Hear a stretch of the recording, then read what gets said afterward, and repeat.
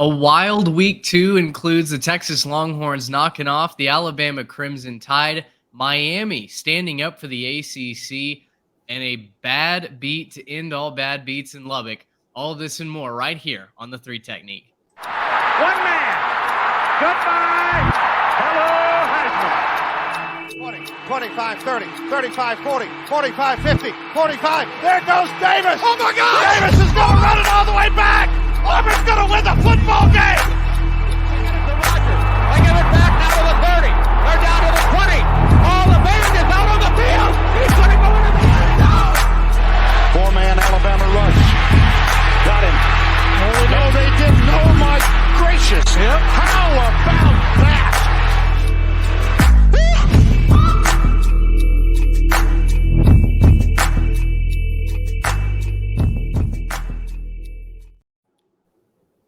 Guys, it was a wild week two Saturday. It was a rain delayed week two Saturday, full of just all kinds of things. I mean, gosh, it felt like any abnormality you could have in a football game, whether it be weather or otherwise, happened. And we've got a ton to talk about here. Week two's recap right here on the Three Technique college football podcast at the intersection of the X's and O's and the Jimmies and the Joes. I'm Mitch Mason, joined by Trey Reeves, Garrett Turney. Fellas, a lot to digest. This was a entertaining week as they come. I think it lived up to the billing, lived up to the hype that we built for it this week. And as we're recording, it's still not over. I mean, Trey, we've got try boxes going on above our heads right now. Pac-12 after dark, baby. Initial impressions. Like you step back, you look at the ESPN score bug that may or may not be working. What stands out to you? I mean, from sun up to sundown and now after dark, we just had amazing windows of games, right? It lived up to the hype from the 11 a.m. kickoffs now after dark. And guys, as I'm reflecting on this week, number one, it lived up to the hype, and that's fantastic. You love when a week like this that has multiple top build matchups lives up to the hype. There's great games from sun up to sundown, but doesn't it feel like we're starting to get a little bit more parity in college football? I know it's 1 week. I know we don't want to overreact to just the first 2 weeks of the season. We could look up at the end of the year in November and still have some of the same teams up at the top. But between some of our stalwarts of the sport starting a little bit slow, I'm looking at Georgia, I'm looking at Ohio State, I'm looking at a couple other teams, and some new blood, maybe old blood to some, but new blood in this generation of college football starting to take the reins a little bit. Miami coming back, Texas having a big win today. It just feels like we're starting to get a little bit more parity and some more teams starting to state their claim to that top tier of college football. And that's really exciting. Regardless of who you root for, I think that's really exciting and good for the sport. Well, and what I said last week was, I was really excited by the results because it showed that there's some new teams coming up, and the transfer portal is really a thing where you can build your team and, really change things 1 year to the next and even out some of the talent. And I think we really saw that on display this week, where a lot of teams that have taken advantage of the transfer portal ended up being the beneficiaries at the end of it all to, come out on top, especially looking at what Colorado did. I know we'll talk about them in a little bit, but Colorado, man, they might actually be legit. Yeah. There's a chance. Certainly a slow start from Colorado, but ultimately they dominate Nebraska. We'll get into that and a bunch of other headlines coming up. But first of all, have to let you know, of course, this episode and all episodes brought to you by our partnership with the Transfer Portal CFB. Head on over to the Transfer Portal CFB website. You can find all kinds of coverage, pre-game coverage, post-game coverage, analysis, power rankings, etc., all on the website. We write a weekly article for them, Headlines in Review, that comes out on Monday mornings. Think of it as your sports page, your digital sports page that is free 99, as all other sports pages are going paid. This one is not. This is for the love of the game. Also, Garrett, if you want to run the banner, thanks to our friends over at homefieldapparel.com. The deals continue to roll in. You guys continue to love buying retro gear and amazing looking college apparel from Homefield. We've got numerous items from their collections in our own closets. And of course, the best part, if you are a first-time buyer, you can use our code 3TechPod and get 15% off. If you are a return buyer, like I know many of you are, you can head on over to our Twitter account, find that tweet, and use our link. You get a discount off of that purchase as well. But Gentlemen, a lot to get into, a long run sheet on deck for tonight. It starts with our game of the week. The Texas Longhorns went to Tuscaloosa. We debated about it, whether or not Alabama would be able to win this even by multiple scores, or if Texas truly could pay off the hype. And guys, the Longhorns finally did win a big game, 34-24, the final score, as they knock off the Tide. This is a game that Texas really felt like they were in control in from the very get-go. They scored first. They held a 13-6 lead at half. And Quinn Ewers had his breakout game, right? There were kind of two paths that Quinn could go down. He could either step up and truly have his statement game, or he could maybe lose his job and struggle against a talented Alabama secondary. And instead, Quinn had his moment. Throws for over 395 yards, I believe, a couple of touchdowns as well. Did not turn the football over. Guys, dare I say, Texas was the better team on the field tonight, and it showed. I think they could have won this by even more than just 10 points. I didn't have the stones to outright say, yes, I'm putting this in writing that Texas will win the game on the preview. I was certainly vocal about that, leaning towards that happening in the preseason, and did take Texas plus the 7. I think Jalen Milroe got exposed tonight, guys. I really do. I feel like he is not the quarterback that a lot of Bama backers were talking him up to be this week. He had a couple of good throws, but ultimately, Trey, let's start with you. Quinn was the better quarterback by far on the field, and in these big time games, sometimes that's what it takes to come out on top. Yeah, absolutely. Because going into this, back in our preview show this week, I said I was picking Alabama because I just hadn't seen that killer instinct from Texas under Sark yet. We've seen them play really close games, thinking back to the Alabama game last year, especially, but they just haven't been able to finish it. They haven't developed that tenacity, that whatever, winning characteristic is that winning teams have, and teams that are just a step below that don't quite have. So they finally showed it tonight. And that's a big, big step in the right direction. Credit to Coach Sark, credit to that whole team for getting in there and getting the job done. They had a lot of advantages in this game. The scheme was fantastic. There were a couple times, and we were texting back and forth, a couple times where it was teetering there in the second half, right? When Alabama goes up 16-13, you're like, oh, here we go again with a Sark coach Texas team, or really with a post 2009 Texas team where they look really, really good, and then just the bottom falls out. But credit to them. Right after that, they answer with a TD. They score 14 points in 15 seconds, I think it was. The graphic said right after that, cashing in on a really, really bad Jalen Milroe interception. Terrible. And you're absolutely right, Mitch. Quinn Ewers was the better quarterback tonight, and Jalen Milroe, that graphic said it all. I think they threw for barely over 100 yards tonight.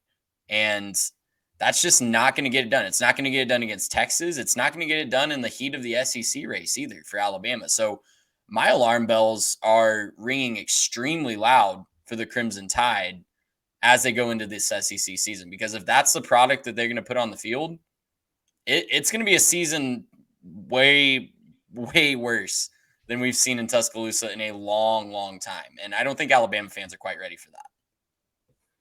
Yeah, guys. I don't know if y'all heard, but Texas is 2-0. That's what they said on the broadcast. They're trying to do anything but say Texas is back or try to blow it out of proportion.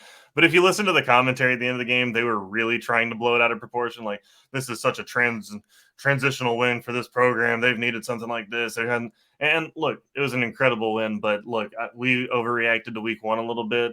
I'm refusing to overreact to this one. It was a fantastic win from Texas. Quinn Ewers, I said this would be his legacy game in the offseason, and I think that stands to reason that's going to help him, with his career at Texas. This is a massive win for him to kind of put up there and say, look, I can be the guy, right? There were some questions about him in the offseason and his consistency, and I was up at the front as one of his better critics, but he played a fantastic game, threw for 350 yards almost. He stayed upright, which is incredible. I mean, the defensive front did nothing for Alabama. The offensive line played a heck of a game, keeping Quinn upright and giving him enough time to throw the ball down the field. And, at the end of the day, this is a massive step in the right direction for the Longhorns. And if you're Alabama, you got to ask yourself, we've heard the rumblings, right? And it seems like the last, couple years is things haven't quite gotten the way that they want it to go. And they say, well, Georgia's won a couple back-to-back championships, and Bama, you really hadn't done all that much in the last couple of years. And well, now your quarterback isn't what he was, and Tommy Rees, maybe he's not the offensive coordinator of your dreams. Is this the end for Bama? I'm not going to say it's the end, that they'll never win another championship or whatever, but I think it's time to start talking about, they didn't look like Bama. They didn't look like what we've come to expect Bama to look like the last, 5-10 years. Mm-hmm. And, if this continues, I wonder about their ability to get through an SEC schedule, right? There's some good teams in the SEC, definitely some flawed teams, right? Texas is the best team, or at least based on the eye test that they played so far, and probably the best they'll play this year. But I mean, there's some good teams on that schedule who can take advantage of this, who can play good defense against them and take advantage of this going forward. So they got to figure some stuff out in a hurry. I doubt they go back to Milroe as the passer. I guess long term, I think that you might see a little bit of a tryout next week on the field for a couple of the other guys, see if somebody else can bring a little bit of juice to this offense, because, man, they got to figure something out in that quarterback room. It's not that Milroe can't pass, and just one correction. Milroe threw for 255. Bama only rushed for 107 yards. Gotcha. So just flip those numbers around. But the point remains, like, it wasn't good enough to get the job done, right? Because for every punch that Alabama threw, Texas counterpunched within seconds, it felt like. Like, as soon and with as Alabama haymaker too, they were punching back a lot harder than Bama was punching. Exactly. Every moment that Alabama felt like, okay, now here comes the win, right? Here comes the wave of momentum. Texas had an answer, and credit to Steve Sarkisian, credit to Pete Kwiatkowski for putting together a phenomenal defensive game plan. The freshman Anthony Hill was all over the field. He spied Jalen Milroe for much of that game. And, Alabama gave up 22 sacks all of last year. They gave up 5 tonight. Their offensive line struggled. The penalties killed Alabama. It cost them a touchdown at the end of the first half. There were just moments where it felt like Alabama was extremely frazzled in this game, and yet they were at home. They were in the comfortable territory. It was Texas that had all the pressure on them on the road. And yet this really did feel like the coming out party for Quinn Ewers. We've had questions about his consistency his entire career. And tonight was his statement game. Garrett, you included the tight end Jatavian Sanders on there, 5 catches for $114.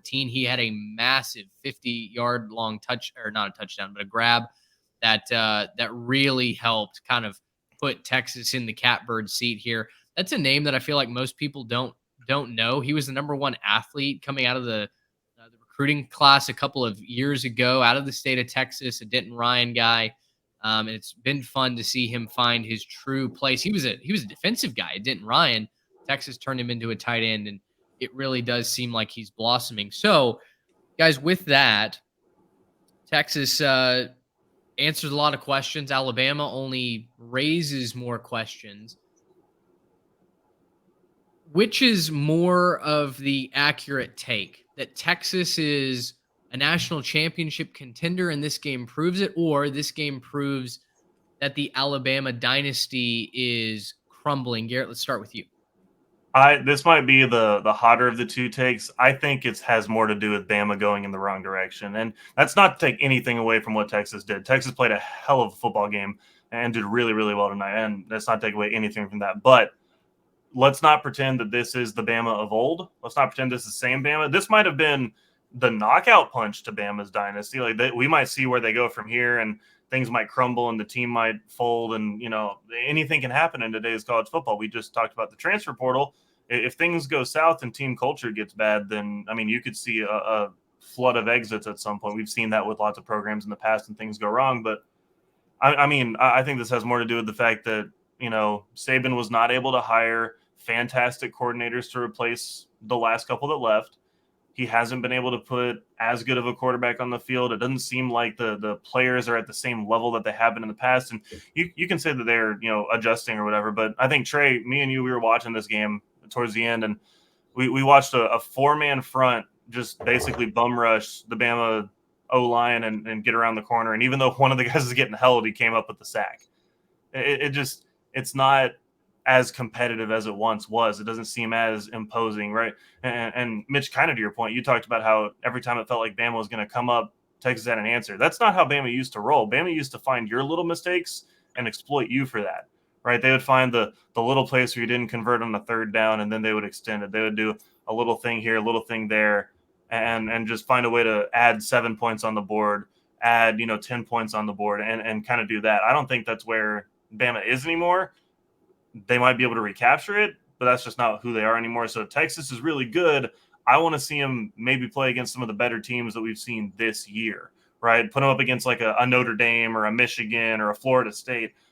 I think they can compete with those teams, but let me check them against some of the best before I judge them on a national scale. Yeah, it's going to be a long roller coaster season for Texas. And I don't mean that they're going to go 7-5. I'm not saying that they're going to lose a lot of games. I think that they are going to win a ton of football games. And they very well could be a national title contender. I'm still a little bit in wait and see mode just because of what you're saying, Garrett. I don't think, listen, all off season, the national narrative about Alabama was, yeah, they have, quarterback issues. Yeah, it does look a little iffy on the surface offensively. Yeah, they're losing a lot of star players on both sides of the ball, and they're having to rely on a lot of unproven talent. But come on, it's Nick Saban. Come on, it's Nick Saban. You're really going to bet against Nick Saban? That was the national narrative that I heard all throughout preview season. And I feel like on this podcast, we were kind of beating the drum of like, yeah, Nick Saban's amazing, but you still need the Jimmies and Joes. And that's what's kind of made Nick Saban over the course of this year. That's a fantastic image right there. Wow. That kind of says it all. Picture says 1,000 words. If you're watching on YouTube, we've got. I like this guy. Yeah. If you're watching on YouTube, we've got Jalen Milroe on the phone with Tommy Reese up in the booth. And it is just, I don't know what Jalen's trying to explain, but Tommy is not buying it and is not having it. Full face palm. Neither of them have answers right now. Yeah, so great shot there from the broadcast, but that's kind of where Alabama's at right now, isn't it? Like, we heard that all offseason. You're really going to bet against Nick Saban? You're really going to bet against Nick Saban? I personally feel vindicated for betting against Nick Saban a little bit. And kind of sounding the alarm that this might not be a very good Alabama team this year behind the quarterback room. Now, they could make a change at quarterback and turn things around, right? We saw that in the middle of a national championship game for Nick Saban. They could go 11-1. They could win the next 11. They could beat Georgia in the SEC championship, and they could be right back in the playoff. That is still on the table for Alabama. But if you're asking me right now, is it more likely that they go 8-4 or 11-1? I'm putting my money on 8-4 after what I saw on the field tonight. So the SEC is wide open. There's not really an SEC team that scares me right now if I'm just looking, especially in the West. But Alabama's in trouble, guys. Like I'm willing to go on the record and say that Alabama is in trouble if they don't get this quarterback situation figured out. Now, next year they could get the best guy out of the portal, and we could all just be, laughing at ourselves for doubting Nick Saban, because Nick Saban's going to find a way to stay on top until he finally does decide to retire. So look for him to be very aggressive in the portal this next offseason if they don't get it figured out with who's on the roster. But I'm worried about Alabama. Now, on Texas, I really don't want to sound like a Texas hater, because they did a fantastic job today. And they deserve all the credit in the world for going into Tuscaloosa. The number of teams, you can count on one hand, the number of teams that have beaten Nick Saban in Tuscaloosa throughout his whole tenure at Alabama. So that is a fantastic job by the Longhorns. They're, right on track to have a fantastic season that their fans base has been waiting for, that the national college football landscape has been waiting for. And they can definitely do it. I think they finally have the talent. Quinn's finally shown it. It's always going to be about consistency for the Longhorns. I'm really interested to see the next few weeks how they respond. Does the standard stay high, or is this just a high one-off game? In the past, it's been a high one-off game, and I think the most honest Texas fans would agree with that we've seen these one-off highs before. If they can build that consistency, watch out. They're absolutely a national championship contender if they can get that consistent play week in and week out. The only thing that I'm concerned about with Bama and finding a quarterback is Trey. They had the chance to do that this offseason, right? Go into the portal and pluck whoever the top guy was. And we landed on Tyler Buckner, who didn't even get into the game tonight. So Oof. We'll They've see. got some talented freshmen too, They and do. those Isenson, freshmen, yeah, yeah, Dylan Longren, Eli Holstein. I mean, they've got a stable of young Mustangs just kind of, bucking in their stables right now, but not the guys that you want when you need to beat a top 12 team at home. So Alabama, a lot of questions to answer. Texas, a lot of questions to answer, but more centered around, can they keep this up? Can they week in, week out prove that they won't go drop a fluky game to Baylor, that they won't go lose to Kansas here in a couple of weeks? That's what I'm focused on. But I tell you what, I feel really good about taking Texas +7. I trusted my gut in this one, and it felt like it's their time, right? Eventually, it was going to turn in favor of the Longhorns, and it did for them tonight. The other team in the Lone Star State that grabbed headlines. Now I'm not talking about Rice. We'll get to them in just a little bit. Texas no, let's talk A&M. Rice. Rice did a great job Rice today. is awesome. Let's talk about Double overtime victory in the Battle of the Bayou Bucket. Let's break down Rice for the next 20 minutes. JT Dan. You're right. He's a good quarterback. JT Daniels did throw for 400 yards. We'll mention Luke them in a little McCaffrey. bit, but we've got to face the music here, fellas. Texas A&M has all the momentum early, and then they just fell apart against Miami. The Canes win 48-33. The offense for A&M looked pretty good. I think Connor Wegman is QB1 for the foreseeable future. I mean, he is as good a quarterback as A&M has come in here in quite some time. But the problem was the defense was atrocious today. And, obviously as A&M fans, we were talking back and forth as this game went along. To me, guys, the blame falls squarely on the shoulders of DJ Durkin.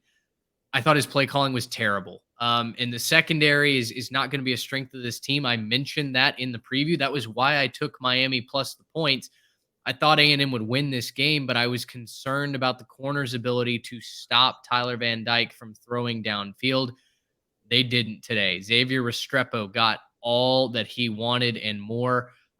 Colby Young, tight end / wide receiver from New York, got all he wanted and more. A&M couldn't tackle. They weren't in the right position. They couldn't get pass rush. And some of that is certainly on the players, right? They got to execute. But Garrett, the play calling was abysmal from DJ Durkin. Again, we kept seeing 3-man fronts. And I feel like if there's going to be a coaching change at some point during the season, if A&M is going to have another disappointing year, Durkin will be the first scapegoat to go. Right. And it was frustrating to watch, obviously, as a fan, but at the same time, it's frustrating to watch as a fan of football, to watch an entire unit go completely unchanged through the course of a game, and to not try to adjust and to not try to mark an extra guy or something else like that. I'm going to throw the stats back up on the screen. If you look at these stats just offensively, you'll see obviously there's some similarities. A&M actually played pretty well on offense, almost matched total yardage. Wigman was right up there with Van Dyke in terms of yards passing. A&M actually outrushed the Hurricanes, but the turnovers weren't great. And obviously, you can't get anywhere if you don't convert on 10 of your third downs. So certainly not spotless on the offensive side of the ball, but this had way more to do with the fact that Miami came out there with an amazing offensive performance, and Tyler Van Dyke was almost unstoppable. This was a true Tyler Van Dyke's moment, right? This is really where he decided to excel. And the thing is, they didn't really do that much. I mean, they did hit a couple shots over the top, but most of what they did was just the sideline to sideline, hit a screen, and watch the guy run. And the tackling on the perimeter was not there for the Aggies. And I don't think that it's a skill thing, because those guys are clearly talented. Most of them have been highly recruited. Most of them have high ratings. It's not a skill thing. It just has to be a coaching thing, right? If you don't do the fundamentals right, if you can't tackle on the perimeter, if you can't, get into something and not over pursue a rush lane so a guy cuts back and he's got nothing but green, right? It's just the little things that you got to do right. Additionally to that, Miami dominated the line of scrimmage. A&M could not get pressure all day on the defensive side of the ball. And when it came to the offense, there were so many moments of just unchecked free rushers heading straight in to go hit Connor Wigman. I'd love to, go find it, but I didn't actually look this number up, but just total times that he got hit or pressures or something like that. I'd love to see the pressure percent because it's got to be up near 50%. They pressured him on almost every single play. So you really have to go hats off to Miami. They played a fantastic game. They came out with a good game plan. They clearly saw something they knew. But man, this is just flat out A&M got out coached. It wasn't that they didn't have the dogs to run in this one. It's not that they didn't have players clearly stepping up and trying to do their best and make plays. There were a lot of spots where players across the field for A&M wanted to make plays, but they got out coached. Miami came out there straight up out coached them. They did a much better job, had a much better game plan, put their players in a better position to succeed. I'll pull up a couple of these individual players here, but yeah, Van Dyke, 21 for 30, 374, 5 touchdowns. Restrepo was a problem for the Aggies. A lot of those yards coming after the catch. 6 catches, 126 yards, set up a couple of different scoring drives. And so, yeah, I think you have to go hats off to Miami. They clearly had the better coaching staff today. Cristobal and his staff outdid Jimbo, and I think you just have to acknowledge that off the front end. Yeah, and listen, we slept on Miami a little bit. I think, leading up to this, we talked about the question was who has done more to fix the issues that led to a 5-7 season last year. Is it Texas A&M or is it Miami?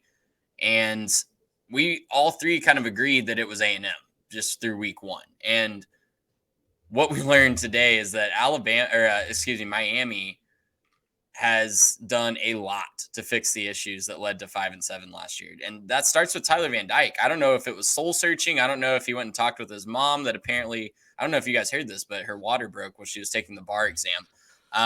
If you didn't watch that game, what a strange thing to decide to chime in with during the broadcast. They spent an unusual amount of time talking about how his mom's water broke while she was taking the bar.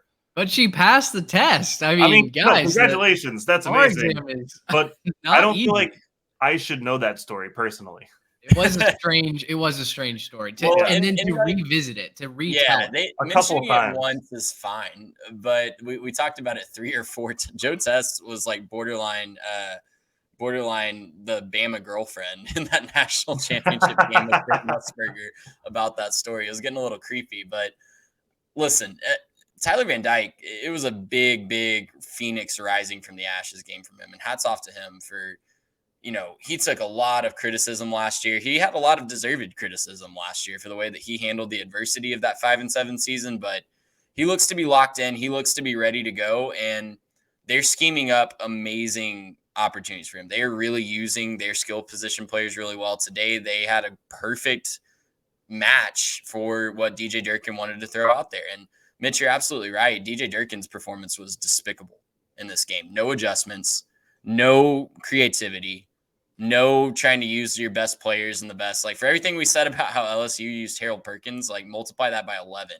because DJ Durkin looked like he had never seen the roster that he was putting out on the field today. And he was just throwing guys out there and just going to call random plays like he picked a random team on Madden. So we're getting a little emotional as fans here of the A&M program, but it was frustrating to see. It was frustrating to see the lack of adjustments. I personally am encouraged by the A&M offense. I think the A&M offense still showed a lot today. Wasn't perfect by any stretch of the imagination. They definitely could have done more to help put that game away early when they had the opportunities to, but 33 points would have been their second best output last year, and it's on the road in an environment that was more hostile than they were expecting it to be. So I think the offense still has a lot of hope. If you're an A&M fan, I think that you can still have a lot of hope in the offense. Connor Wegman looked really fantastic, even though he was under pressure quite a bit today. But the defense, they're not going to get anywhere with this defense. They might make a bowl game, but they're not going to be anywhere near competing for anything of consequence if the defense stays like this. I saw a tweet that said the good news is most of the problems today are fixable. The bad news is you're relying on a Texas A&M defensive staff to fix those problems. And, that's just true, right? Like, since Mike Elko has gone to Duke, there's obviously been a noticeable decrease in kind of the overall continuity of that defensive side of the ball. And that is a huge credit to what Mike Elko did. He was one of the best in the business, still is, obviously just now as a head coach. But A&M knew that they had a gem in Elko, and they fought tooth and nail to keep him. He was the highest paid defensive coordinator in the country before moving on to Duke when he found his opportunity. So certainly something that A&M has to address internally. The tackling was just abhorrent this afternoon. It was really frustrating watching guys just throw shoulders into receivers. And, guess what? They're going to bounce right off and continue down the field for Yep. 10, 15, 20 yards, right? It's shocking to see that Miami only converted I think it was 3 of 9 or 3 of 8 on third down. But that really shows you how few times A&M's defense got them in those situations, because it felt like anytime Miami needed to extend the drive, they were able to, right? For me, I think Trey, you talked about the lack of adjustments. Miami harassed A&M's offense with corner blitzes all day long. A&M was not able to get any sort of blitz pressure on Tyler Van Dyke. I don't even know if we tried a corner blitz at any point today. It was very vanilla, very few stunts up the middle, no twists. It was just kind of hat on hat. And at times you were watching the defensive line just get stood up by a very talented Miami offensive line. And, the score is what it is. Miami was the better team on the field. They defended home field, and A&M and Miami split their non-conference series. Guys, let's go to Lubbock. I was all ready to sling the tortillas here tonight. I died on that Bunker Hill after all. I made the call. Texas Tech. Since the spring, I was saying that the Red Raiders were going to beat Oregon. And gosh darn it, if it didn't almost happen. But one of the worst bad beats I've ever seen into this game as the Ducks win 38-30. It was an offensive extravaganza. Bo Nix had another great night. Boy, he is really turned into something special on the offensive side of the ball. He's gone from, a guy that couldn't figure out how to get in the end zone at Auburn to you're kind of surprised that he only had 2 touchdown passes here tonight. Tech guys led this game and led it in a somewhat commanding fashion there in the third quarter. They were up 27-18. But then you give up a 17-play drive. It feels like Oregon grabs some of that momentum right back. You turn it over on downs. Oregon adds a field goal, and just like that, momentum's gone. And yet, you had a chance to drive down the field to win this game. They were moving the football with 50 seconds left. They had 1 timeout left. It felt like the comeback was going to happen and that the Red Raiders were going to pull off this upset. And then Tyler Shuck threw a marshmallow of an interception as he was getting hit. And not only did Texas Tech lose the game, but we lost the cover in it as well. I had an opportunity to describe to my girlfriend what a bad beat was. And that was not a fun experience. I looked forward to. You guys saw the end of this game as well. What were kind of your takeaways from this? Again, I think, do you put more stock in, hey, Oregon is really good, or are you starting to believe that, Texas Tech may not be as bad as what some of that overreaction was from week 1? Well, I think Tech showed who they could be tonight. And they're not quite there yet, and they still have a lot of work to do. They still have some time to work out those kinks before the meat of their Big 12 schedule gets ahead of them. And I still believe that Tech has the pieces to do some real damage this year. Now, preseason, I was calling them to go to Arlington, and I was calling them all offseason to go to Arlington. I'm backing off that a little bit. I think that they've got a lot of soul searching to do to get to that ceiling, but there's some pieces there to have a really, really good season. 9 wins is still very much on the table for them this year. I fully believe that. They were right there this game against one of the nation's most elite teams, a team that put up 82 points last week. So Lubbock is a really tough place to play. I think if you're an Oregon fan looking for a takeaway from this game, you're very happy that you got out of there with a victory. Didn't have to look pretty, and come playoff time, come resume building time, the committee's not going to care that you didn't, go down there and win by 3 touchdowns. You took care of business on the road.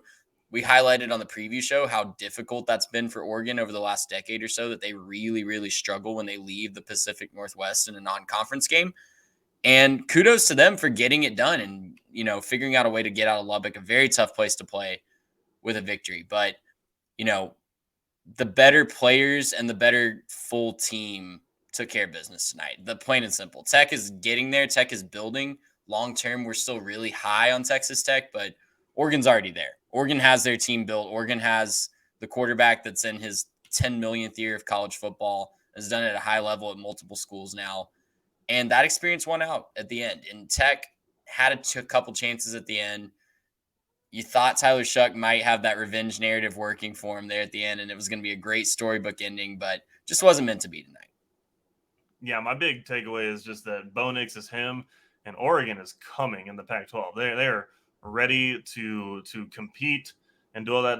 I don't think there's any team that has been more impressive to me in terms of what I expected from them than Oregon in terms of their conference out there. Right, USC, they've been good. They're currently hanging about $1 million right now on Stanford. Stanford.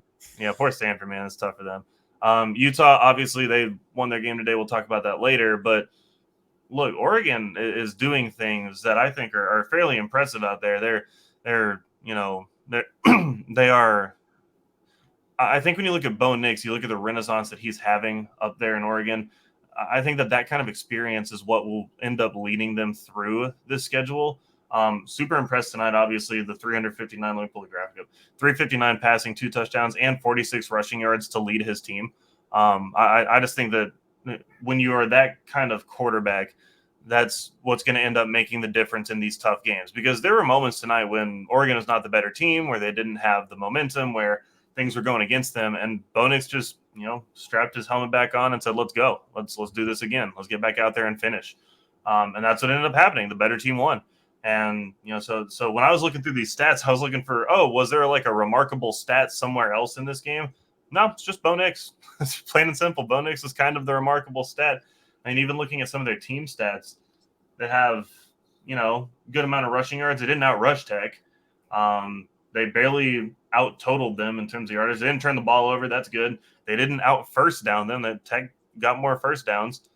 They didn't even convert their fourth down attempt, but they didn't turn the ball over. A lot of that has to do with the quarterback, and they threw for 359 yards and took care of their business. So go Oregon. I think they're coming for, USC and Utah and whoever else you might think. Washington as well. That's going to be a fun game.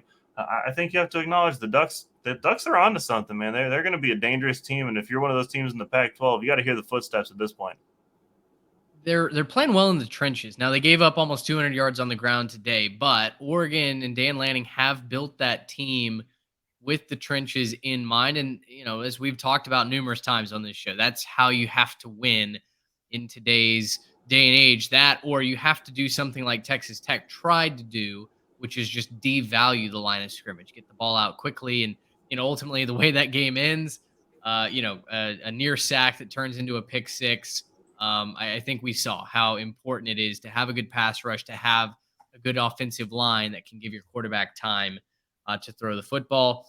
Yeah, Tyler Shuck, he throws 3 interceptions. Texas Tech almost had an interception of their own. A controversial call would have been a pick in the end zone and then a touchback. It turns into a field goal. I'm still not entirely sure why the booth didn't grant that as an interception to the Red Raiders. It looked like Bradford got his foot inbounds with control of the ball, but the replay ultimately ruled against it. I think on the field, if I'm not mistaken, they had ruled it an incomplete pass and basically said that they couldn't overturn it. So, ifs and buts. Texas Tech comes up a little bit shy, 0-2 to start this season. Those are our big 3 games, our big 3 results. Write in. Let us know what your takeaways from those games were. How high are you on the Texas Longhorns? Are you in on the Pac-12 being a legitimate threat to win a national title this year, behind an Oregon, behind a USC? Let us know at 3TechPod on Instagram and Twitter as well. Guys, other storylines to get to, though, today, and what was a loaded slate of college football. And I think we can stay kind of in the Pac-12 with a couple of these other storylines. Utah struggles with Baylor, but gets away from the Bears in Waco 20-13. They score 2 touchdowns in the final 2 minutes of the game to steal this one from the Bears.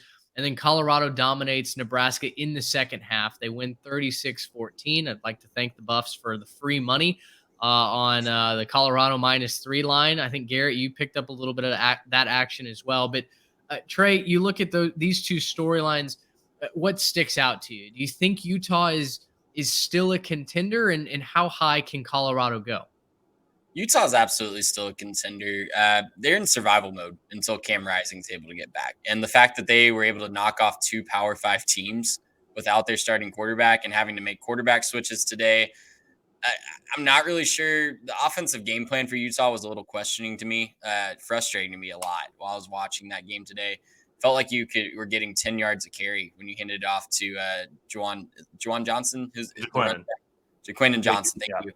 And they were getting 10 yards a carry when they were handing it off to him at points in that game. And they just were trying to get Barnes and Nick Johnson to throw the ball for some reason. And eventually that worked out for them, but felt like they could have made it a little bit easier on themselves. But again, they survived. They 2-0 against Power 5 competition without Cam Rising. That's a fantastic feat for them, and they're only going to get better when Cam Rising comes back. For Colorado, hats off to them for showing staying power. It was textbook letdown opportunity today. Rival coming into your home, big win last week, emotional win last week. It's really easy to rest on your laurels, especially when everybody was doubting you all off season and you have that big moment to kind of shove in their faces. But they backed it up today. They had a tough start. They faced a lot of adversity in that first half. Nebraska was kind of bullying them for a good chunk of that first half. They finally started to break through towards the end of the second quarter, but the second half, it was all Colorado. It was their skill players finally got free, and the offensive line started to gel just a little bit more. I am a little concerned about that offensive line, as they get into the tougher part of their schedule with Oregon and USC and all these, big physical teams that they're going to face. But for now, it's a really, really fun story. The over-under was 3.5. And I don't know that a lot of people had either TCU or Nebraska in that 3.5. So we're starting to be able to play with house money, but Colorado's not going to be satisfied with the house money. I think they're pushing for championship contention. It's going to be really fun to watch how far they can go in year one. Yeah, thank you for validating that Utah pick, by the way, Trey. I needed that validation right there that when Cam gets back, everything's going to be fine. It has been so The defense painful. is fine. The defense they're great has on been defense. elite. They made Baylor look silly on the defensive side of the ball today. They sure did. Well, and it's funny, too, because Robertson actually started the game pretty well for Baylor.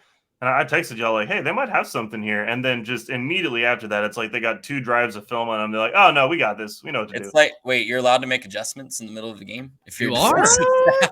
You are. I know. I'm going to call about that, Trey. I don't think that's true. I don't think that's allowed. Yeah. Robertson, you're right, did not play well in totality. It was his first career start, right. So cut him a little bit of slack, I guess. But 10 of 25, 168 yards, 2 really bad interceptions that kind of sunk the Baylor ship.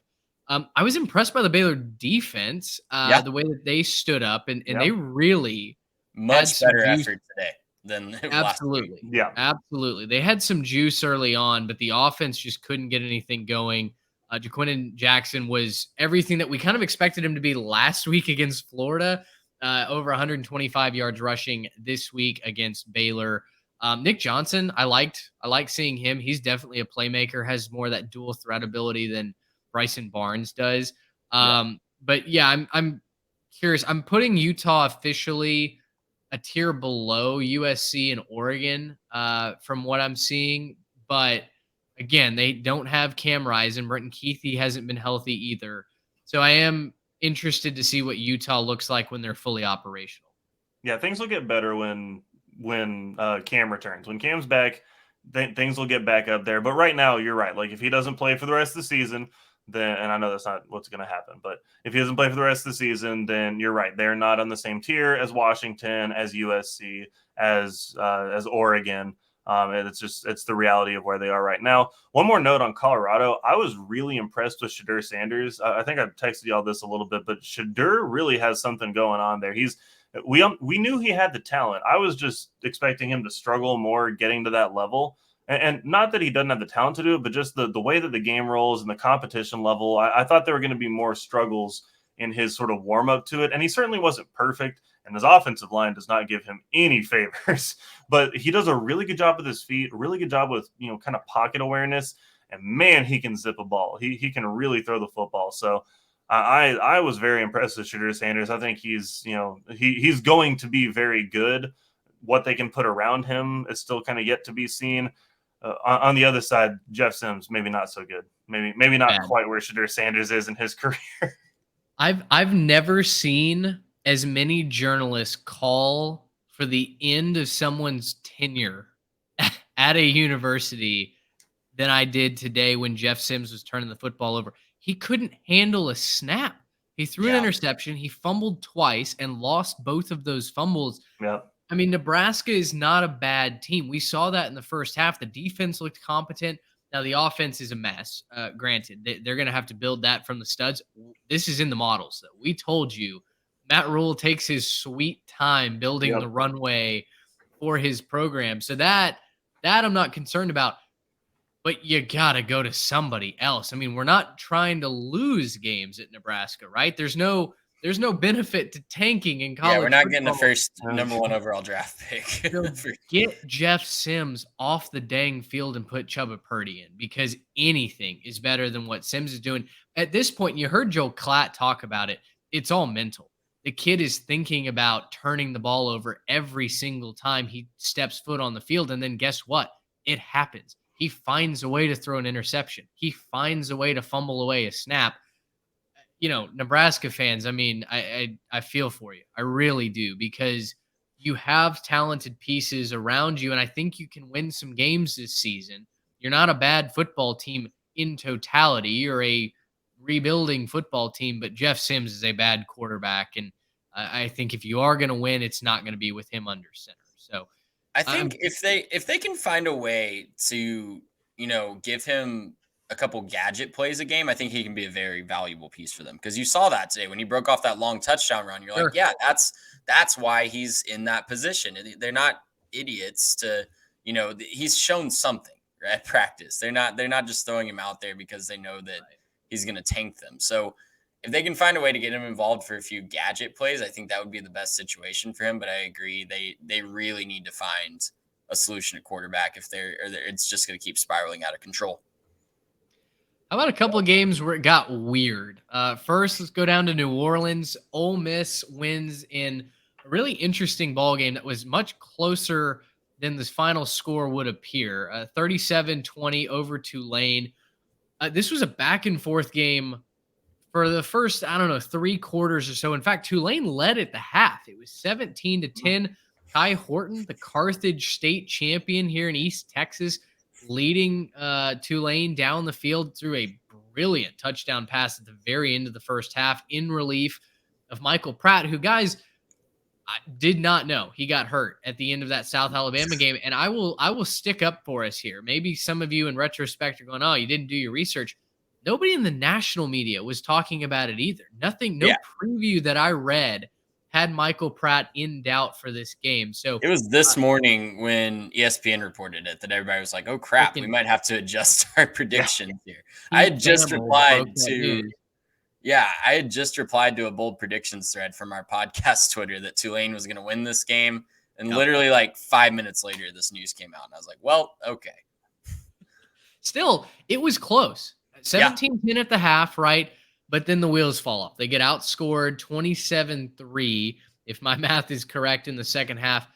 Guys, the second half drives for Tulane. We don't necessarily do a drive chart. That's other podcast things, but this one was special. Tulane in the second half went punt, turnover on downs, punt, interception, downs, field goal, downs, end of game. That is not how you hold on to a lead at home against a Power 5 opponent. And Ole Miss capitalized. Jackson Dart rallied. He stepped up in the second half. Listen, last year I think we were all out on Jackson Dart. He has stepped up. He's improved his game. He's held off competition from the other 82 quarterbacks that are in that room. And he had a good game today. 2 touchdowns, 267 yards through the air. I don't think this is a negative on Tulane. In fact, I think this is stock up for Ole Miss. Yeah, they got out-athleted at the end of the day, but they went into Tulane's house and played a really, really good game. That's all that really happened. They came in there. They finally have a real passing attack, I think, that that was something that they were missing last year. And then obviously they leaned on Quinshon Judkins. And, well, if you're going to lean on a running back, it might as well be Quinshon Judkins. But they might have a passing attack this year. They might be doing something right over there. And, for Tulane, when you're missing your starting quarterback, especially someone like that, it's going to be an issue. So I don't necessarily fault them for their second half drive chart. It was spectacularly bad. It was really, really bad in the second half for Tulane. But you have to think if it's Pratt out there as opposed to Horton, who, valiant effort in relief. But if it's Pratt out there, you have to think they keep this one a lot closer. Do we need to start talking to our loved ones about SEC West champion Ole Miss? No. I It's mean, that far might be too early for dramatic. that, Well, sir. who's actually, you looked have a better point. than Ole Miss through 2 weeks, though? Who's Listen. looked better than Ole Miss in the SEC West? That is not a I would like to discussion that I'm refrain prepared from to have. commenting. President of the Lane Kiffin hater fan club right here, but got to give credit where it's due. It was a big win today. That was huge. Yeah, they've looked really, really good so far. Defense looked asleep at the wheel in that first half, and they bowed up in the second half. I will give them credit for that. Ole Miss held under 100 yards rushing on the day. Quinshon Judkins, he had 2 touchdowns against, Directional State Sisters of the Poor last week. He did not break out this week, though, and I think that's more credit probably to Tulane. They keyed in on him, and they made sure did. They stacked the box and said, "You are not going to beat us on the ground." So I'm curious to see how that develops. Is once again, teams have tape, teams have the ability to make adjustments. Shocker in game. I don't think Quinshon Judkins is going to be reeling off 300-yard games. At least we hope not in the near future. But Ole Miss, their offense is absolutely very real. And the fact that Jackson Dart not only can operate that offense, but also keep the other quarterbacks off the field, I think is a big point in favor of the Rebels. Guys, let's go up to the Palouse. I told you it was going to get weird up there now. I'm waiting on my parlay. I hit leg 1 of the 3-stepper. Right now, as we're recording this, I'm anxiously seeing if Oklahoma State can get in the end zone again, try and cover that spread against Arizona State. Auburn's losing right now to Cal. Yeah. I need them to step on the gas just a little bit. And I don't think any of us had a defensive slugfest queued up in that game. If anything, I thought it was going to be points galore, but this after dark slate has been weird, man. If you're watching on YouTube, you catch me chuckling a few times every time I just look up to my screen on the left. It's been something to watch these 2 games unfold. USC continues to dominate, but I mentioned we got weird on the Palouse today. Washington State 31, Wisconsin 22. Trey, I texted you this. I said I feel bummed by this outcome because I predicted Wisconsin to be a good team and to go to the Big Ten championship game as the representative of the West, and they certainly can do that. But the fact is, Dairy Raid has to get more plays under its belt because Phil Longo's experiment up there in Wisconsin, it's not gelling right now. They didn't blow out Buffalo last week. They certainly didn't do anything impressive offensively here today, only scoring 22 points against Washington State. I will say it was interesting because I picked Washington State to win this game because of what I thought they would do explosively on the offense. I talked about Ben Arbuckle, the boy wonder who's their offensive coordinator. Cam Ward only threw for 212 yards and 2 touchdowns. It's not like the Cougars bludgeoned Wisconsin into submission. In fact, it was the defense that won this game for the Cougars. 3 lost fumbles for Wisconsin ultimately doomed them. Mordecai was fine, but Wisconsin not getting to 100 yards in total rushing attack was really kind of the death nail. The fumbles, obviously, and then guys, I was really impressed. The law firm of Stone and Jackson, I told you about them in the preview. They're really, really solid off the edge, really kind of unsung heroes. I like what Washington State has. And, listen, as we project forward to the future 2-member Pac-12, they could be a real powerhouse. Yeah, I think I like their chances to get to the Rose Bowl every year in the 2-year Pac-12 or 2-member Pac-12, but they're also just taking out their frustrations on the Big Ten, right? They saw this as their opportunity to just, take out all the program's frustrations on that conference. And Wisconsin was just, dead man walking at that point. But yeah, the turnovers were the story here for me. Wisconsin had every opportunity to take over this game in the second half. Wisconsin had every opportunity to put this one away in the second half. and the moment was just too big for them right now. I think you're absolutely right. The offense just isn't gelling yet. I think it'll get there. I think they have too many talented guys on offense for it to not get there. Got a lot of kinks to work out right now. Obviously, the team that they struggled with last week, Buffalo, lost to an FCS team today, so that's not a good look. But um, Fordham, I don't baby. know. I'm not giving up on Wisconsin yet. It's a minor setback for a long-term big game. Well, and they're going through such a massive shift in their identity. Yeah. This was like the held back, right? We're just going to run the ball, clouds of dust. All of our running backs are elite, and now they're trying to run a very different type of offense. That's not going to change in one season, right? And so, like, give them some time; they'll adjust to it. It'll be fine. But that being said, I don't have a bunch more to add on Washington State, but I do have a question. Do you think they looked up to Seattle at that point and were like, "Is this what you wanted?"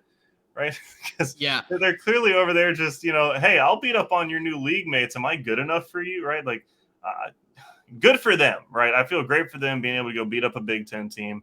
I'm rooting so hard for Washington State and Oregon State this year. Oh, for sure. They have no reason to be left behind in all of this, but they just drew the short straw. Right.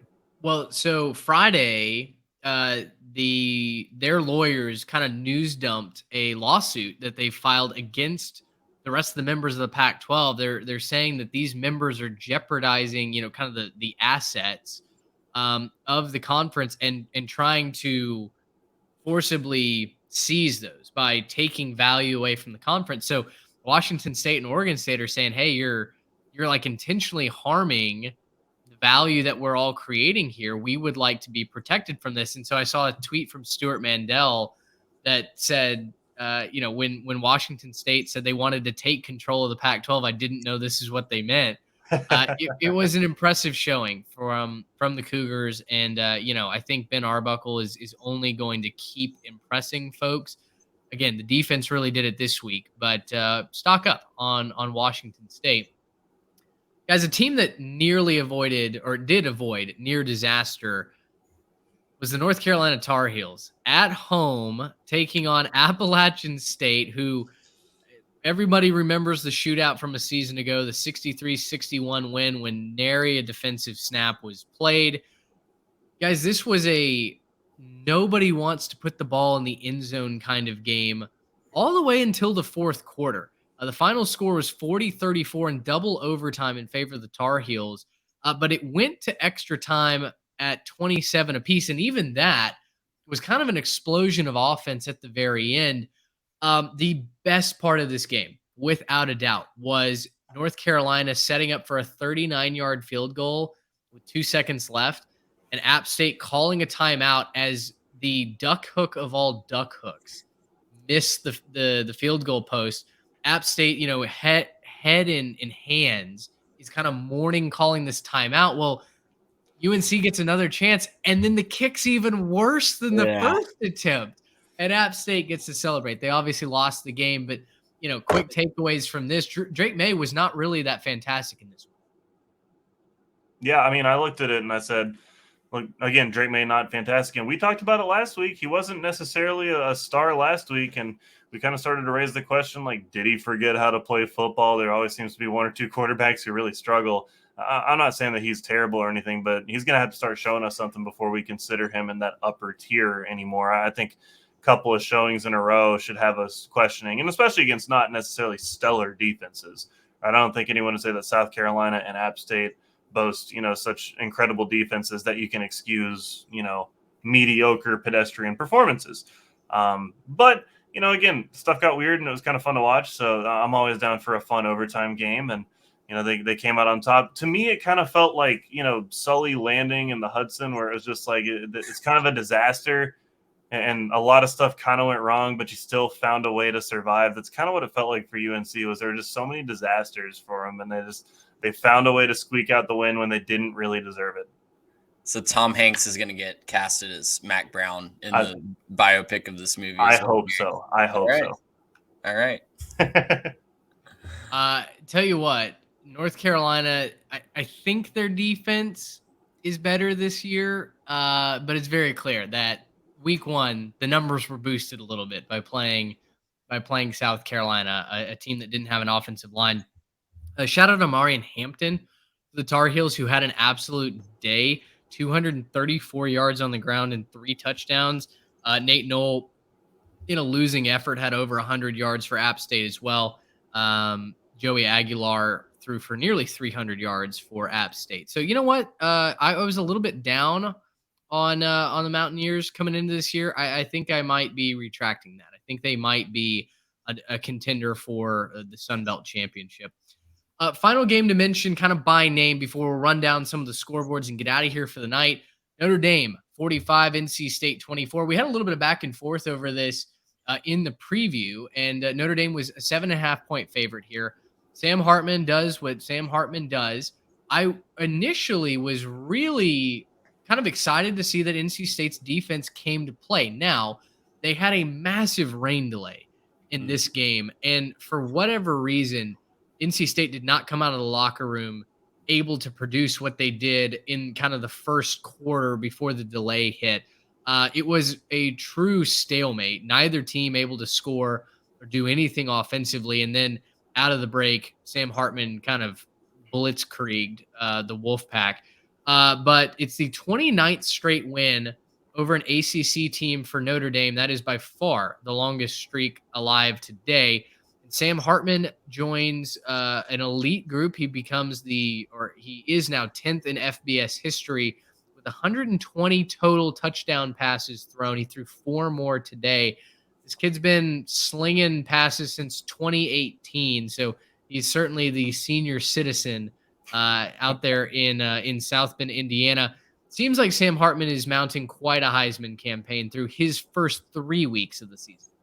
Well, and I said, and you were not super happy about it, but I said easy money for Notre Dame, and I thought this was going to be a pretty simple win for them, and it turns out that ended up working out. And you can say that it was the rain delay or whatever else. At the end of the day, I think Notre Dame is the much better team. I've loved watching them so far. I've loved seeing what they've been able to do, put on the field. That is why I decided to switch my playoff pick last minute before we ended up making those, and I'm loving that decision right now. Notre Dame looks fantastic. Sam Hartman is absolutely that guy. And, I'm excited to see where it goes from here. If you ask me, that ACC win streak is a little bit more in jeopardy when they go to play Duke as opposed to anything that Clemson's doing after some of the stuff we saw today as well.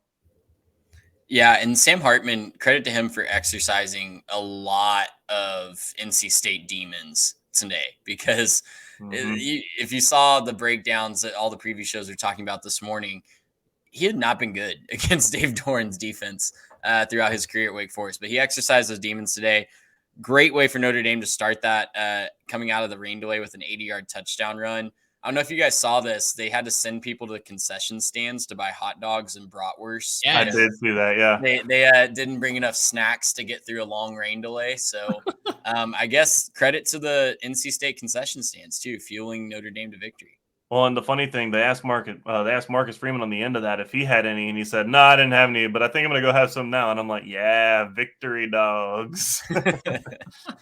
Victory hot dog, victory bratwurst is the best kind. Oh, yeah.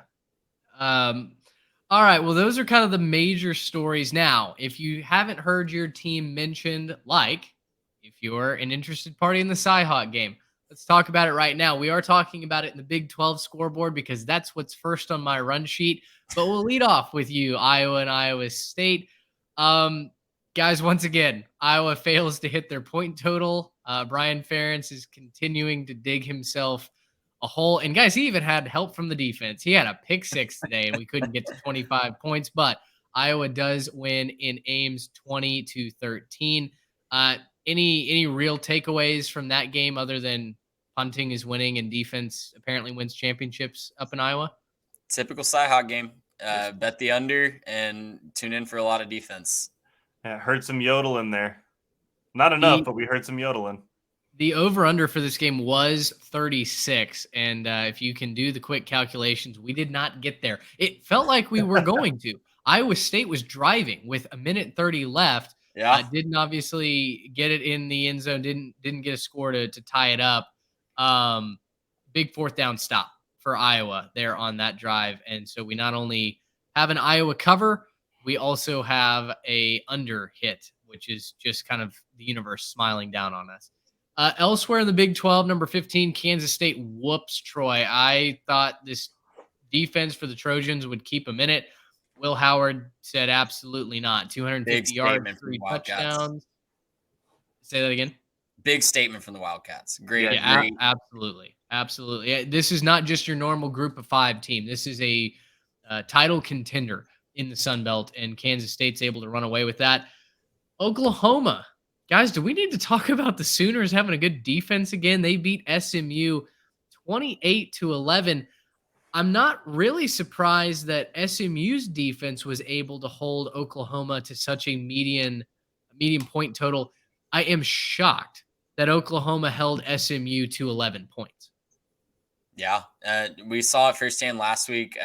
Preston Stone is the real deal, and for Oklahoma's defense to be holding them to only 11 is a big, big statement for them. Only giving up 5.5 points per game. If you can keep that up, I think they're going to win a lot of games. It's really, really unfortunate for Preston Stone, too. They were driving. I could smell the cover play coming. We were getting 15 in the hook, and then he just missed his running back on like a dump off pass and throws it right to a linebacker. Not the best way to end for the Ponies there, but SMU has their eyes set on the American. I think they're going to be probably the leading group of 5 contender between them and Tulane. I think they've got a great shot.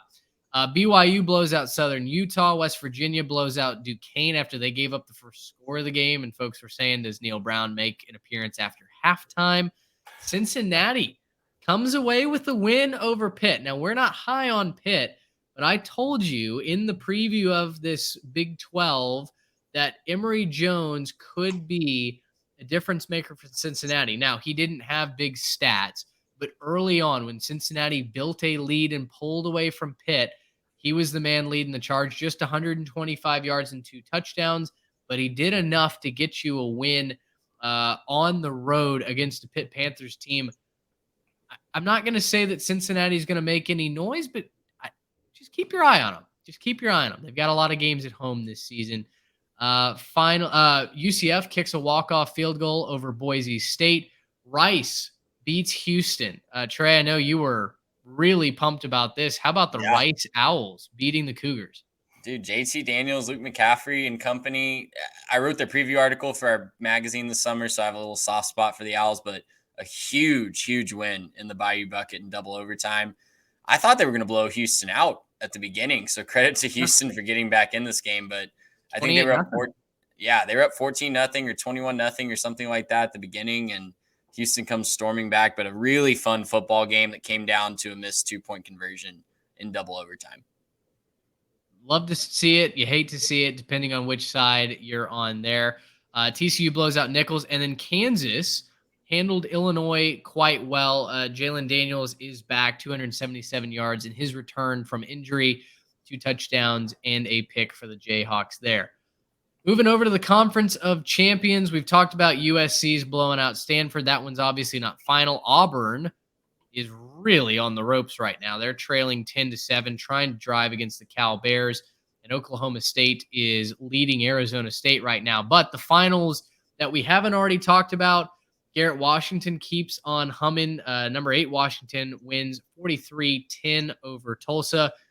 Michael Penance with another gigantic game, 409 yards and 3 touchdowns. Yeah, they got some good play up there in Washington. I got to tell you what, Michael Penix, he slangs that thing, man. He can really get the ball downfield, and I'm excited for him. I think that this is the best product we've seen in the Pac-12 in a long time, and it's nice to have a diverse group up there, right? It's nice to have, a Washington, Oregon, both being competitive, USC being competitive, and maybe Utah makes a return, Colorado finally looking good. Pac-12 is a lot of fun to watch this year. My Odunze for Bolitnikov campaign continues to gain momentum. Not only that was a good pick. Did Odunze have 7 catches for a 107 and a score, he also had a rushing touchdown today. So, however we can take him, go ahead. Might win the Doak Walker. So that's right. Yeah. Hey, most efficient rusher in the country. We'll take all the praise however we can get it. Mississippi State knocks off Arizona 31-24 in overtime. That was a close game. Mississippi State jumped out to an early lead. It felt like they were going to run away with it. And then Jaden DeLora and the Wildcats clawed their way back, a 36-yard field goal to send it to overtime, bought the Wildcats a little extra time there in Stark Vegas, but they weren't ultimately able to win it. And then Trey, we were completely wrong about this game. UCLA Yeah. kind of boat races San Diego State. You've kind of built your presidential campaign on Power 5 teams go to G5 stadiums to die, but UCLA took control of this game early and never let San Diego State in this game. Yeah, I guess the state of California is just exempt from this rule because Oregon State took care of business at San Jose last week, and now UCLA is taking care of business at San Diego State. So just apply that rule only outside of the state of California. Over to the Southeastern Conference, guys, we may have a little bit of a problem. The SEC is not looking super elite right now. We've talked about A&M losing. Obviously, LSU got boat raced last week. But even when you look at like Georgia and, of course, Alabama losing earlier today as well, you look at Georgia, you look at Tennessee, LSU, even today against Grambling, all really slow starts. Like the final scores are deceiving. It was a 31 point second quarter for Georgia that put that game away. But guys, they didn't score a point against the Cardinals in the first quarter. Does the SEC have a problem? Are we seeing a little bit of regression in what has been the true conference of champions here in college football? Yeah, I I think mean, it's fair. go ahead, Garrett. Sorry. I was gonna say I think it's fair to say that. I think if you look at some of these slow starts, I mean, what do we look up at? Like Tennessee was like 6-3 over Austin P for a little while Yeah. there. They're Yeah. just No, barely Austin hanging P on was up against them. 6-3. Right, and like some of these teams just look like, I mean, they're stinky. They're just not good. And like again, it's not that they're awful teams. It's not that they're the worst in the world or that they're not going to win games and that the whole SEC is going to miss a bowl game or anything like that. But they don't have the top end, and I think that's kind of what the portal is doing right now. Is the portal's taking from a lot of SEC rosters and moving it out of conference. Because traditionally the SEC just stacked talent and you could kind of develop it on your roster, but now we're seeing kind of the limitations of that when you've got either really young players having to go and figure it out, or just guys that have left your roster that you thought maybe that guy could have been a contributor and he's not there anymore. So it's not sky is falling. It's not everything's terrible for the SEC. They'll still probably end up having a lot of really good teams and they'll put someone in the playoff and Georgia might win it all, right? But they got to figure some stuff out quick. The adjustments that need to get made need to get made. They haven't lost an embarrassing game yet. I'll say that. And they've had opportunities to lose very embarrassing games, but the depth isn't there this year, I don't think. And it's going to be wide open. I think the SEC is going to be really, really fun to follow this year because it's going to be wide open. You're not really going to know who's has the advantage week in and week out. It's going to be impossible to bet on the SEC and going to be really, really fun to see just who emerges out of the chaos each and every week. Yeah, Kentucky didn't put away Eastern Kentucky. That game was in doubt late. Arkansas struggled with Kent State. Missouri, it took well into the fourth quarter. I mean, that game was in doubt. That was a close game all the way through. Missouri only beats Middle Tennessee State 23-19. Florida with a slow start against McNeese. And South Carolina was tied with Furman early on in that game. They gave up 21 to the Paladins. Let's move over to the Big Ten. Listen, ho-hum for Michigan, right? 35-7 over UNLV. You guys were right on this. The under in this game was an absolute free money giveaway. Ohio State doesn't blow out Youngstown State 35-7, but they do take care of business. McCord throws a couple of touchdown passes. 160 receiving yards for Marvin Harrison Jr. He's back. We knew he wasn't going anywhere. He's an absolute stud. Penn State destroys Delaware. Drew Aller didn't have to do much, just 204 yards and a touchdown, but Penn State was able to run the football. And this offense is going to be a whole lot of fun. Now, 63 points is awesome. Can that defense step up week in, week out against the Big Ten schedule? I guess we'll just have to wait and see. Purdue gets on the board. They win 24-17 over Virginia Tech. Another weird rain-delayed game. This was close all the way throughout, but Hudson Card and the boys ultimately pull it out. I hate to see that as a kind of from afar Virginia Tech fan. I was rooting for the Hokies there. They don't get that one done. Northwestern blows out UTEP. Who had that as a on dog, their bingo as a home dog? They were a home dog. I think at kick it had swung to Northwestern minus a point, but when we covered it in our preview, they were a home dog. UTEP's UTEP's bad, guys. UTEP's abysmal. That was a don't look at what's going on over here in Evanston. That was Yeah, bad things. Trey or Garrett, do you have anything to say for your Maryland Terrapins? They really struggled with they, Pogge's Charlotte squad. they won by 18. I don't know what you're talking about, man. This is They were fantastic. down 14-0 at one point. I'll They hear were nothing of trailing it. into I the don't half. want to listen to things that make me feel worse about Maryland right now. So, no, I'm going to stick with them. Obviously, teams are allowed to have rough games. Teams are allowed to come out and not play their best. You get one. There's their one. So you don't want to burn your bad game too early in the season, As Maryland. we've Come on. always said about the Maryland Terrapins, they will only have one bad game. and No, I'm the saying rest will be- I've said this before on the podcast. If you're a team that is expected to perform well, you can have one like bad game where you barely Yeah. survive, like Georgia last year against Missouri. You don't get two, and I still talk about you as a really good team. You don't get two. Tell you what, Rutgers, my Scarlet Knights, who I wrote that preview for them, they blow away Temple to improve to 2-0 on the season. 2-0, baby. Just as we all predicted, they'd start out 2-0. Kyle Monaghay, I have to shout him out. Electric running back for Rutgers in a running back room that's deep, but no one had really separated themselves coming into the season. Then you had injuries. Monaghay has really taken a step forward. He was great last week in the opener, 165 yards on the ground this week as well. I'm just saying, there's a path to a bowl game for Rutgers, and if they get there, I will be first in line to congratulate them because, boy, I've been hoping that would be true since the offseason. ACC, real quick on this one. Florida State drubbed Southern Miss 66-13. We wondered if there would be a little bit of a hangover after that big LSU win. There was no hangover for Florida State, maybe for their fans, but not for the football team.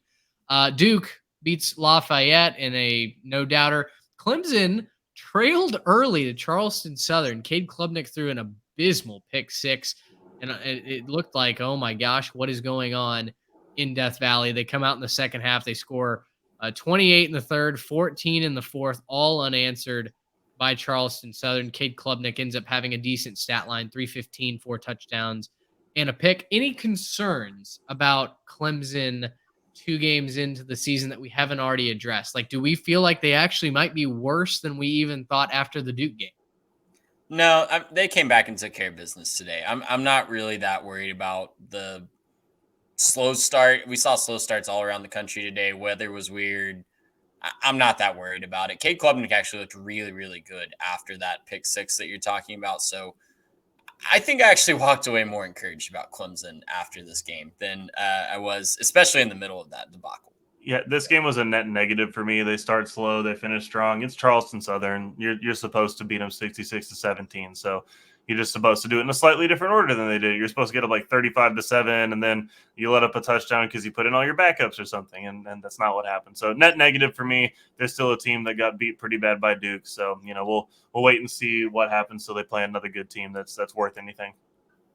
Despite 314 yards and 3 touchdowns from AJ Swan, Wake Forest knocks off Vanderbilt at home 36-20. Fun game. Fun back and forth game. Yeah, tough look for the SEC once again. Boston College holds off noted powerhouse Holy Cross to win by 3. Trey, you had a little bit of interest in this game. James Madison knocks off Virginia 36-35. Care to comment on that final score? Well, we almost had a Disney movie, and we didn't have a Disney movie, but it didn't work out for me either way. That's all I'll say about that.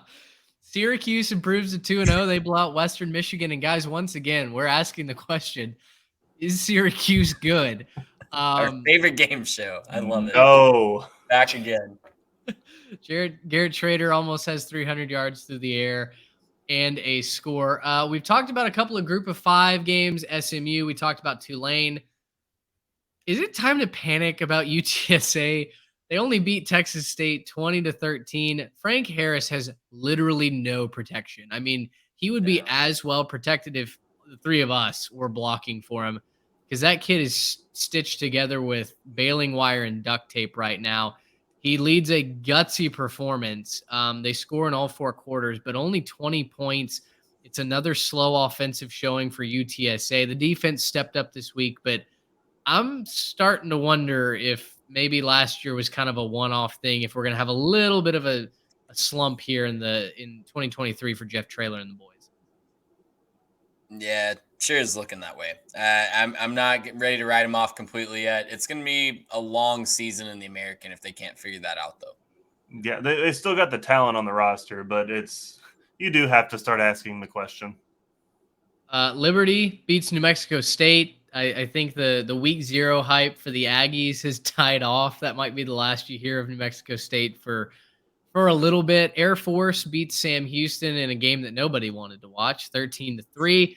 I had some ledger interest in that game. That's yeah, that's right. It was how much were they supposed to cover by? 13.5. They almost got there.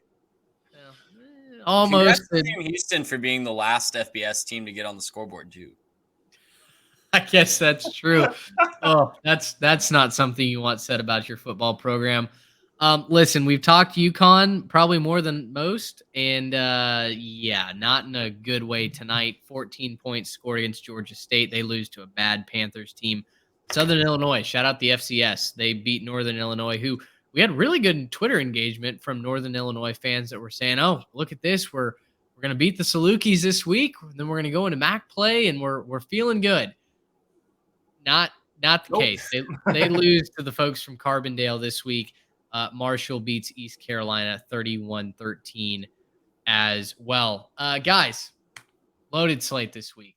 Long podcast, long recap. It's late into Sunday morning here as we're recording this. I'm looking forward to week 3. I think this was I think it lived up to the hype that we build it. And that's all you can ask as a college football fan. Do we get our money's worth? I absolutely feel like we got that this week. A lot to look at going forward as far as conference dynamics. Is the Pac-12 suddenly emerging as the favorite to maybe contend for a national championship? How deep is the Big Ten, and is the SEC regressing? We'll answer all of those questions and more as we continue here on the 3 Technique. For Trey Reeves and Garrett Turney, I'm Mitch Mason. Thanks so much for tuning in. Until next time, so long, everybody. Gracious, how about